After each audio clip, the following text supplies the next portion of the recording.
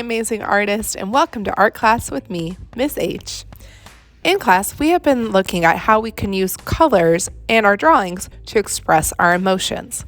Now, our emotions are the feelings we have on the inside. But we use things like our facial expressions and our body language to communicate those feelings and emotions to other people. No matter your emotion, if you are happy, feeling silly, sad, maybe scared, surprised, any emotion is valid, and it is up to you to choose what you do with that emotion. Now, before we get started, let me introduce you to my friend. This is Roy G. Biv. Now, Roy G. Biv helps us remember the order of the colors in the rainbow. With his help, we're going to create our own emotion color wheels. So let's get started. Artist, here is a color wheel. We're going to use this to help us create our very own.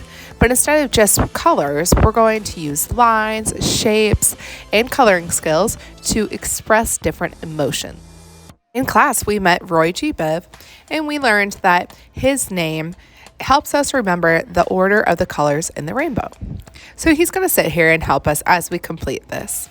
So the first color in the rainbow is red. That's what the R in Roy G. Biv stands for. The O stands for orange. The Y stands for yellow. The G stands for green. The B stands for blue. The I stands for indigo, but we're going to skip it on this project and go straight to the V, which stands for violet or purple. Now I want you to think of different emotions that match these colors. When I see the color red, I think of anger. When I see the color orange, I think of silly. When I see yellow, I think of being proud. When I see green, I think of being excited. When I see blue, I think of being calm. And then when I see purple, I think of being scared. Now, these are just my emotions that I chose. Today, you get to choose your own emotions. That's the beautiful thing about colors and art. We all have different interpretations of how these colors make us feel.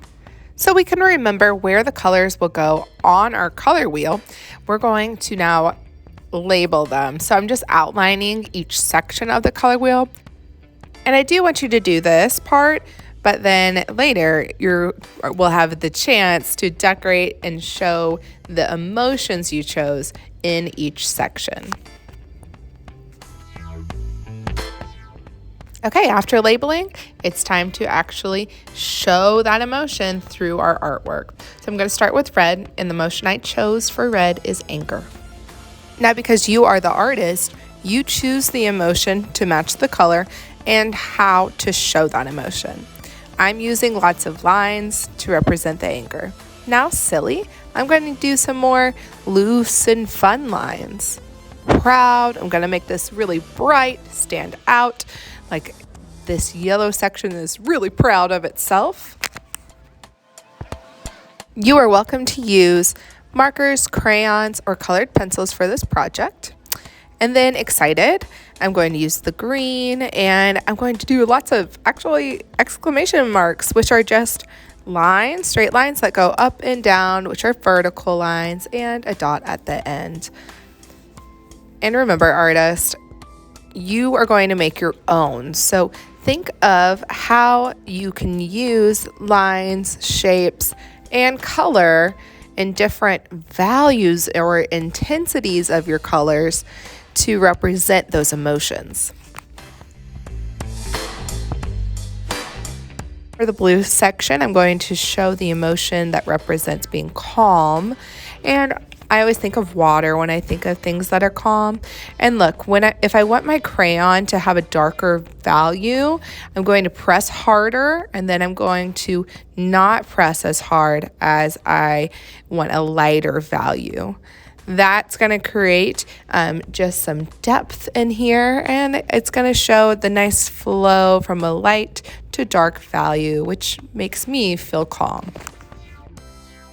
In the purple section, I'm going to show the emotion of being scared, and again, I'm using some lines, and I am going to go back over and use my crayon. Again, if I want things to be darker, I have to press harder to create a darker value and then press lighter on my crayon to create a lighter value.